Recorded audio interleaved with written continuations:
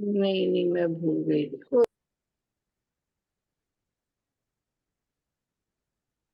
Start. Good afternoon to everyone. जय श्री कृष्णा। आज हम लोग फिर आए हैं भगवत गीता के एक नए चैप्टर, श्रीमद् भगवत गीता के नए चैप्टर 9 के साथ, जो है हमारा राज विद्या राज गुहा ज्ञान, ईश्वर ज्ञान हम जिसे कहते हैं। 9th चैप्टर हमारा। इस चैप्टर में ईश्वर ने अपने सभी रहस्य बताए हैं पूर्ण रूप से अर्जुन को, कि किस प्रकार से मैं सृष्टि का सृजन करता हूँ, किस प्रकार से मैं गति देता हूँ और किस प्रकार से सृष्टि का विनाश होता है। भगवत गीता के 9वें अध्याय को सभी अध्यायों का राजा कहा जाता है, राज विद्या से बोला जाता है। तो हम शुरू करते हैं इसको।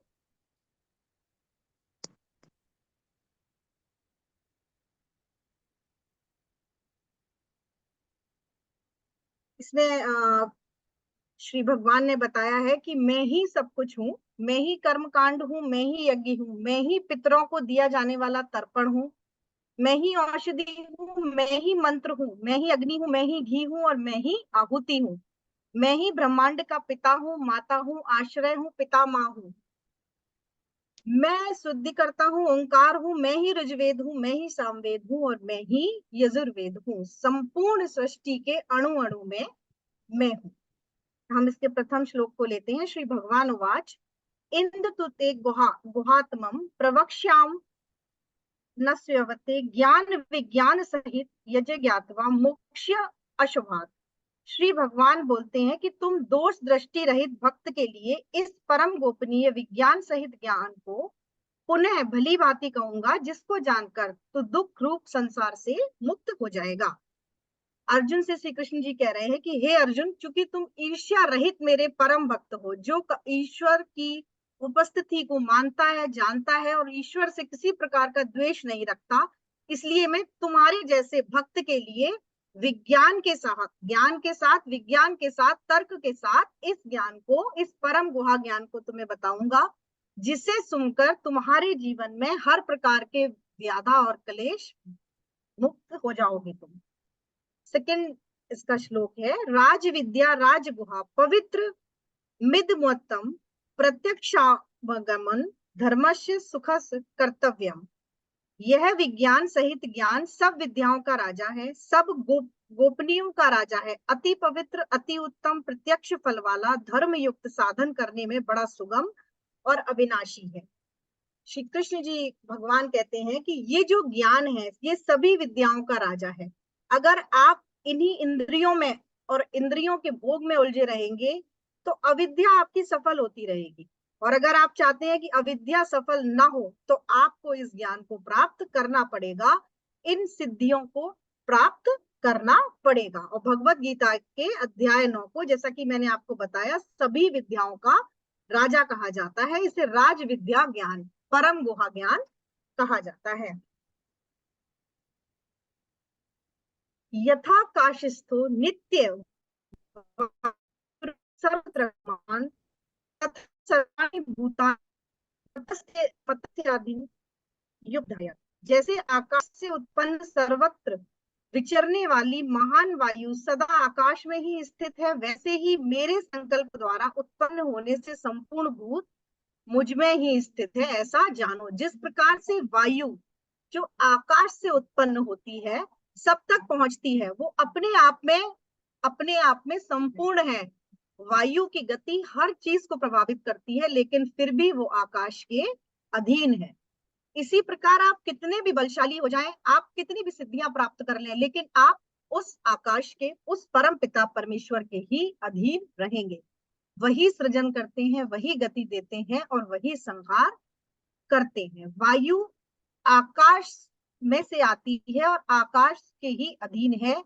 वो पूरे संसार में गति प्रदान करती है। वायु सबके लिए बहुत जरूरी है, पूरे सब उसके ऊपर आश्रित है, लेकिन वो अपनी शक्तियों के लिए आकाश पर आश्रित है। उसी प्रकार से हम भी ईश्वर पर, परम पिता परमेश्वर पर आश्रित है।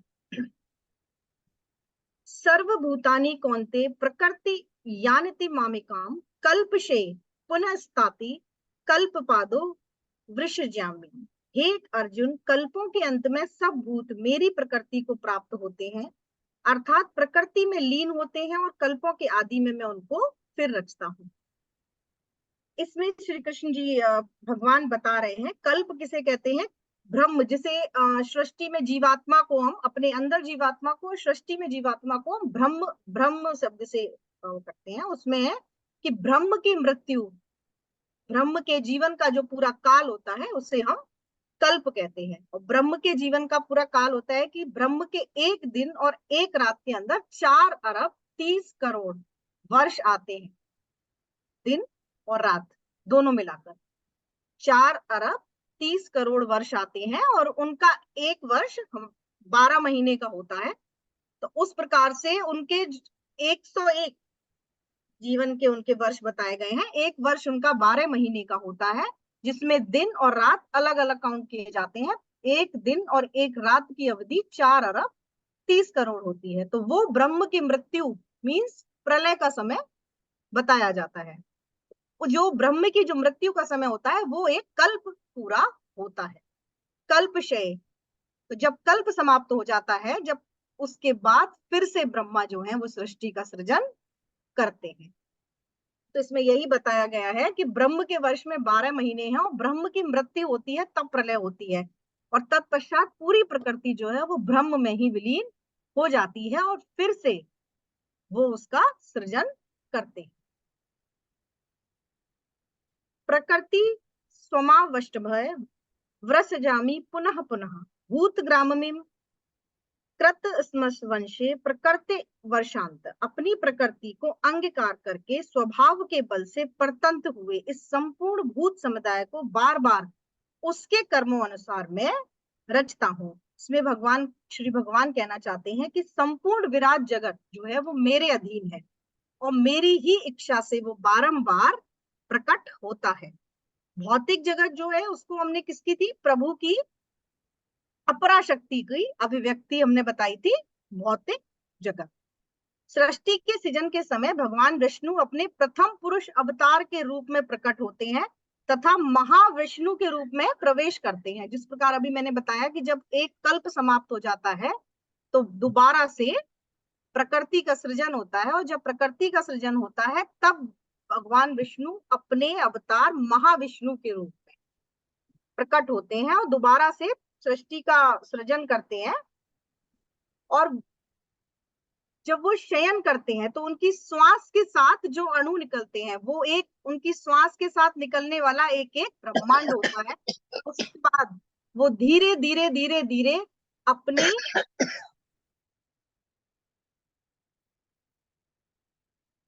इस ब्रह्मांड में वो अपने क्षीरोदकशाही जिसे हम कहते हैं क्षीर सागर में शयन करते हुए जो स्वरूप उनका भगवान विष्णु का है, तो वो अपनी श्वास के साथ निकलने वाले प्रत्येक ब्रह्मांड में क्षीर सागर में विश्राम करने वाले विष्णु जी के रूप में प्रवेश करते हैं प्रत्येक ब्रह्मांड में जब प्रकृति का सृजन होता है।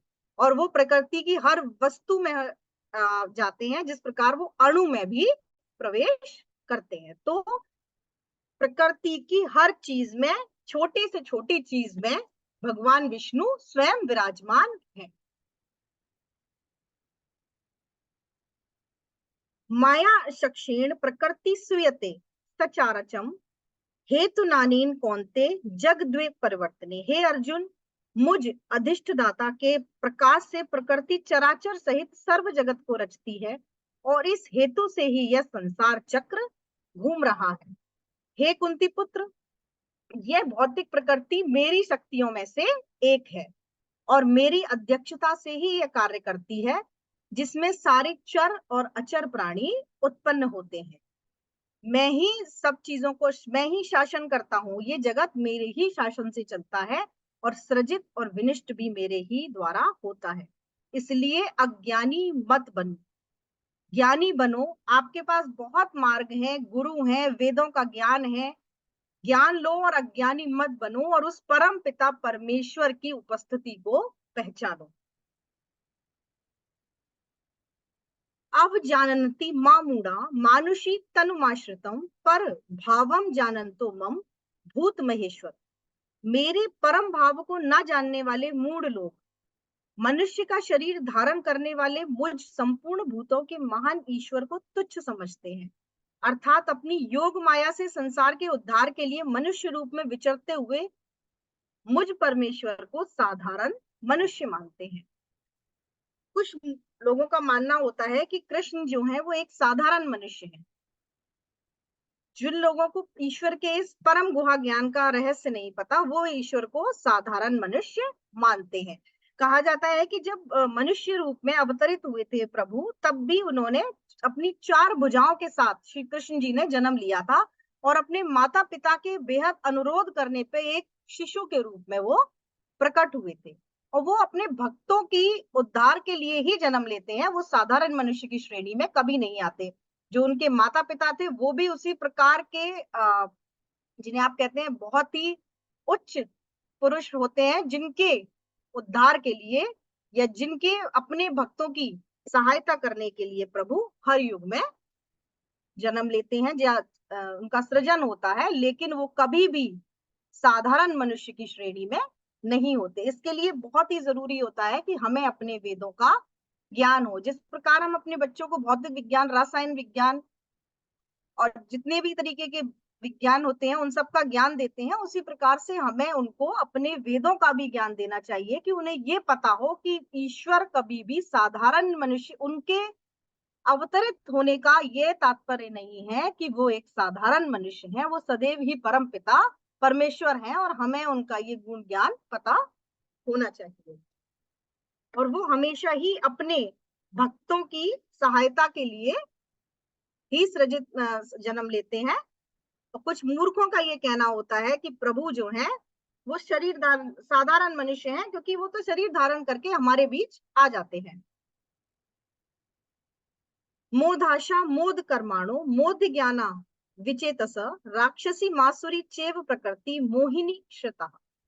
वे व्यर्थ आशा, व्यर्थ कर्म और व्यर्थ ज्ञान वाले विक्षिप्त चित्त अज्ञानी जन राक्षसी, आसुरी और मोहिनी प्रकृति को ही धारण किए रहते हैं। जिस प्रकार के मूल लोगों की बात अभी हमने की है कि 3 प्रकार के इसमें बताए गए हैं, भक्त कह लीजिए या आप 3 प्रकार के लोग। कि एक तो वो जिसे हर चीज का ज्ञान होता है सृष्टि में, परमपिता परमेश्वर की उपस्थिति का उसको संपूर्ण ज्ञान है और वो उनकी उपस्थिति को जानता है और उसी के अनुसार वो कार्य करता है, उस प्रकार के ज्ञानी भक्त। दूसरा होता है जो कर्म योग में लिप्त रहता है अपने, वो प्रभु की उपस्थिति पे इतना उसको नहीं विश्वास होता है, लेकिन वो अपने नियत कर्म करता है।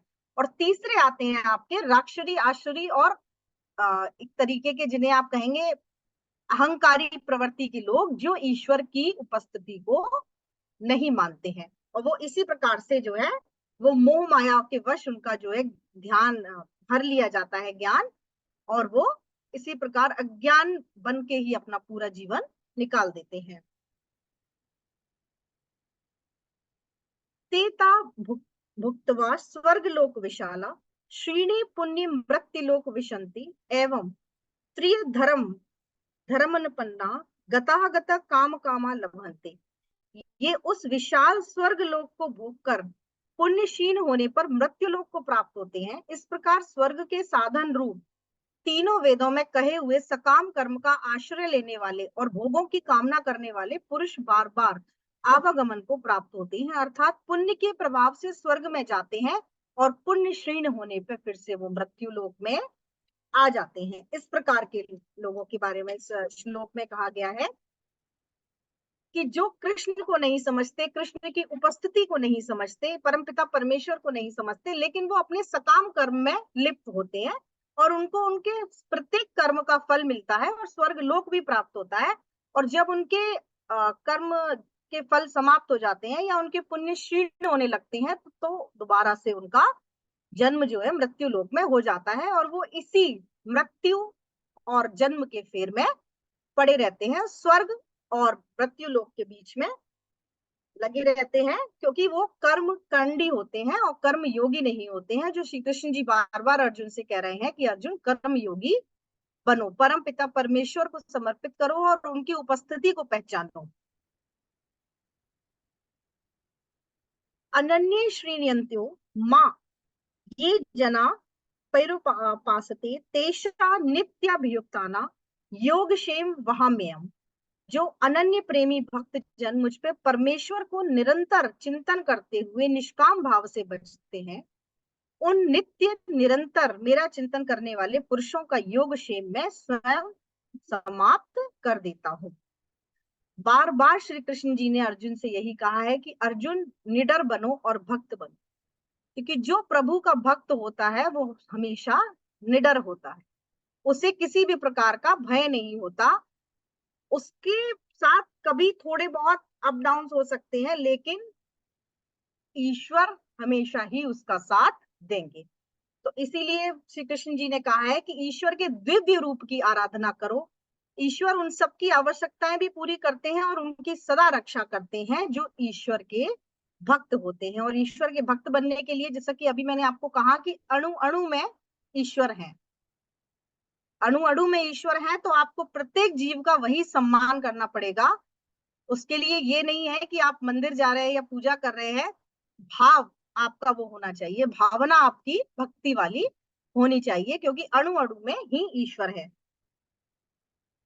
कि अर्जुन निडर बनो, भक्त को कभी डरना नहीं चाहिए। मैं ईश्वर हर हाल में अपने भक्त को बचाने के लिए आते हैं। तुलसीदास जी के बारे में ऐसा कहा जाता है कि एक बार किसी कारणवश उनको किसी राजा ने बंदी बना लिया था।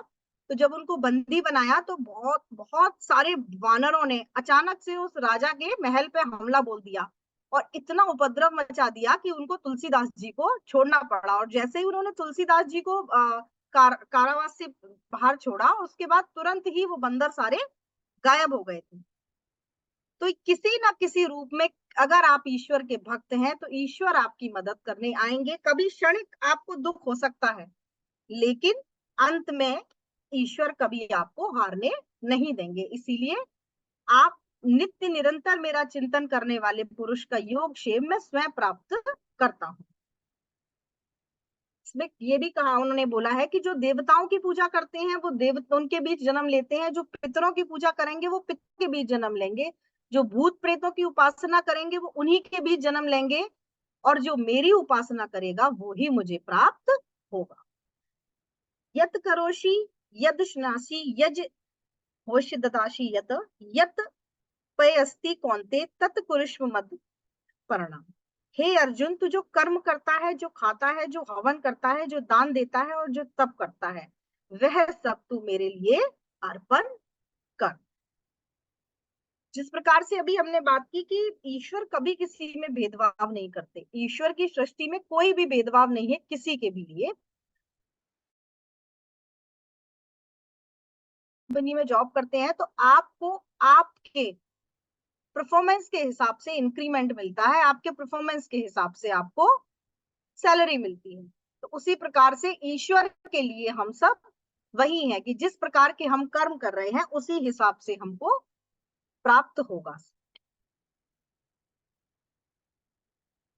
आप ही चेत सुदाचारो भजते मामन्य भाक साधुरेव सा मंतव्य समगव्य वसितो हिसा। यदि कोई अतिशय दुराचारी भी अनन्य भाव से मेरा भक्त होकर मुझको भजता है तो वह साधु ही मानने योग्य है, क्योंकि वह यथार्थ निश्चय वाला है। अर्थात उसने भली भांति निश्चय कर लिया है कि परमेश्वर भजन के समान अन्य कुछ भी नहीं है। जैसा कि मैंने अभी आपको कहा कि ईश्वर कभी भी भेदभाव नहीं करते। जब तक आप माया से लड़ने के लिए संपूर्ण रूप से तैयार नहीं है, संपूर्ण रूप से तैयार होने के लिए आपको बहुत समय लगेगा, तब तक माया जो है वो आपको अपनी ओर खींचेगी और आप बीच बीच में पतन के रास्ते पे जाएंगे। लेकिन अगर आप मन से भावना से ईश्वर के प्रति समर्पित हैं तो ईश्वर पुनः आपको उसी मार्ग पर लेकर आएंगे। तो कोई दुराचारी भी अगर उनका अनन्य भक्त है और वो गलत मार्ग पर है तो भी ईश्वर जो है उसको उसी प्रकार से फल देंगे। ईश्वर अपने भक्त को बार बार मार्ग दिखाएंगे। माही पार्थ व्यापश्यते ये अपिपिष्यु पापायो न स्त्रियो वैश्यासुस्ता शूद्राशिस्ते अपि यान्ति परागतिमी। हे अर्जुन, स्त्री, वैश्य, शूद्र तथा पाप योनि, चंडाल आदि जो कोई भी हो, वे भी मेरी शरण होकर परम गति को प्राप्त हो सकते हैं, क्योंकि आप कर्म वो कर रहे हैं जो आपके प्रारब्ध हैं। और आपके मन को वश में करना और अब ईश्वर की भक्ति में लीन होना, प्रकृति द्वारा नियत कर्म आप करेंगे, जो भी प्रकृति ने आपके लिए नियत कर दिए हैं।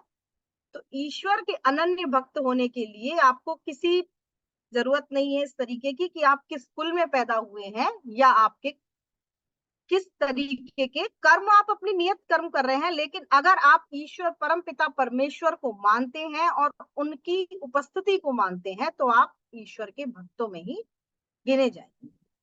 तो उसी प्रकार से ईश्वर कह रहे हैं कि अगर आप कोई भी हैं, योनि आपकी कोई भी है, किसी योनि में है आप और किसी भी आप वर्ण में है, जो कोई भी है वो मेरी शरण होकर परम गति को प्राप्त हो सकता है।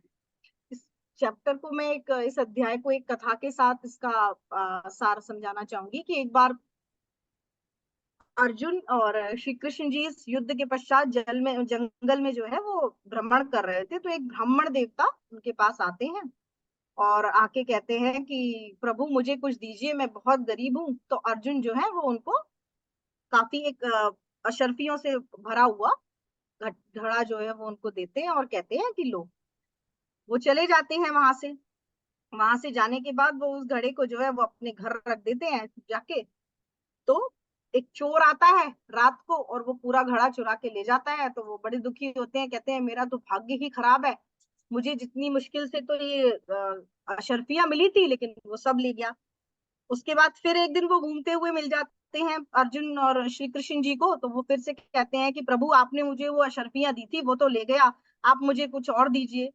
तो वो एक बहुमूल्य जो है रत्न उनको देते हैं अर्जुन ब्राह्मण देवता को। तो ब्राह्मण देवता जाके उसको कि अब की चोर इसको नहीं चुराएगा, तो वो अपने घर में उसको जाके एक घड़े के अंदर बिल्कुल छुपा के उसको रख देते हैं कि जो घड़ा इस्तेमाल नहीं होता था, कि अब चोर को पता भी नहीं पड़ेगा, मैं इसको इसमें छुपा के रख देता हूँ। तो उनकी पत्नी जो होती है ब्राह्मण देवता की, वो नदी पे जल भरने के लिए गई होती है, वहां जाके देखती है कि घड़े में तो छेद हो रखा है। तो वो घर वापस आती है, दूसरा घड़ा उठाती है जो इस्तेमाल नहीं होता था और उसको लेके चली जाती है। उसके अंदर वो बहुमूल्य रत्न रखा हुआ था जो ब्राह्मण देवता को अर्जुन ने दिया था। ब्राह्मण देवता अपने भिक्षा मांगने के लिए गए हुए थे, वो कुछ पता नहीं था। वो वापस आते हैं तो कहते हैं कि यहाँ पे वो घड़ा रखा हुआ था, वो कहाँ है? वो तो मैं जल भरने के लिए थी, क्योंकि घड़ा जो है उसमें जेल था। तो वो फिर अपना माथा पकड़ के बैठ जाते हैं कि उसमें तो बहुमूल्य रत्न था और मेरे भाग्य में धन है ही नहीं है, ऐसे ही मुझे निर्धनता में ही जीवन बिताना पड़ेगा। 2 बार ऐसा हुआ कि मेरे पास धन आया और फिर मुझे नहीं मिला। वो ठीक है, यही मेरा भाग्य है। एक दिन फिर उनको इसी प्रकार से श्री कृष्ण जी और अर्जुन जो है मिल जाते हैं बाग में विचरण करते हुए। तो वो इस बार श्री कृष्ण जी से कहते हैं कि प्रभु मुझे आप इस प्रकार, आपने 2 बार मुझे दिया, दोनों बार ऐसा हुआ मेरे साथ, तो अब मुझे आप कुछ मत दीजिए, मुझे कुछ नहीं चाहिए। तो श्री कृष्ण जी उनको कहते हैं कि कोई बात नहीं। दो उनको सिक्के श्री कृष्ण जी देते हैं, बहुत ही साधारण से 2 सिक्के देते हैं कि लो तुम ये रख लो। ब्राह्मण देवता सोचते हुए जाते हैं कि देखो कितने बड़े राजा हैं, इनसे तो अर्जुन ही अच्छे हैं कि उन्होंने कुछ तो दिया था, 2 सिक्के मुझे पकड़ा दिए हैं, कितना दिल छोटा है इनका। तो वो 2 सिक्के लेके जा रहे होते हैं, उधर से एक मछुआरा जो है वो मछली को लेके आ रहा होता है। तो वो कहते हैं इन सिक्कों से मेरा क्या भला होगा, ऐसा करता हूँ इसे मछली को खरीद लेता हूँ और इसको पानी में छोड़ दूंगा, चलो इसी का कुछ भला हो जाएगा, मैं इन सिक्कों को घर लेके क्या जाऊंगा। तो वो मछुआरे से कहते हैं कि लाओ ये मछली तुम मुझे दे दो वो, और ये सिक्के ले लो। मछुआरा उनको मछली दे देता है। वो मछली को पानी में छोड़ने के लिए जैसे ही जाते हैं, तुरंत ही मछली जो है वो उनके अपने मुंह से वो मोती रत्न निकाल देती है जो उनको अर्जुन ने दिया था। जो उनकी पत्नी नदी पे जल भरने के लिए गई थी, तो घड़े के अंदर से वो रत्न निकल के मछली ने उसको निगल लिया था। तो उनको जैसे ही वो रत्न मिलता है, वो जोर जोर से चिल्लाने लगते हैं कि मिल गया मिल गया मिल गया मिल गया। तो वहां से वो चोर जा रहा होता है, जिस चोर ने वो उनके घर में चोरी की होती है। तो वो सोचते हैं कि शायद ब्राह्मण देवता ने मुझे पहचान लिया है, तभी ये इतना जोर जोर से कह रहे हैं मिल गया मिल गया मिल गया। तो वो उनके हाथ जोड़ते हैं और आके कहते हैं कि क्षमा कर दीजिए प्रभु, मैंने आपके घर से मैंने ही धन चुराया था, पर आप कहिएगा नहीं किसी से, और अब मैं आपका सारा धन वापस कर देता हूँ। तो उनको वो धन भी वापस मिल जाता है और उनको रत्न भी वापस मिल जाता है, तो वो दौड़े दौड़े फिर श्री कृष्ण जी के पास जाते हैं और कहते हैं कि प्रभु आपके 2 सिक्कों के साथ मुझे वो दोनों चीजें वापस मिल गई। तो अर्जुन उनको बोलते हैं कि ये क्या आपकी माया है। कृष्ण जी कहते हैं कि जब तक वो अपने भले के लिए सोच रहा था कि मैं निर्धन ना रहूं, मैं धनवान बन जाऊं, तब तक उसका भाग्य उसका साथ नहीं दे रहा था। और जब उसने ये सोचा कि मैं इस मछली का कुछ भला कर दूं, तुरंत ही उसका भाग्य ने रुख मोड़ लिया। तो ईश्वर यही कहते हैं कि तू जो वो करता है जो तू चाहता है, और मैं वो देता हूँ जो मैं चाहता हूँ। जिस दिन तू वो करेगा जो मैं चाहता हूँ, उस दिन तुझे वो मिलेगा जो तू चाहता है। तो यही सार है इस पूरे अध्याय का, कि हमें जो कुछ भी है वो सब ईश्वर के समर्पित करते जाना है। और पहले भी जैसा मैंने आपसे कहा था कि तेरे स्वामी को रहती है तेरी हर बात की चिंता, और जब साथ है रघुनाथ तो किस बात की चिंता। जी धन्यवाद। यहीं हम समाप्त करते हैं अपना भगवद गीता का चैप्टर 9 परम गुहा ज्ञान।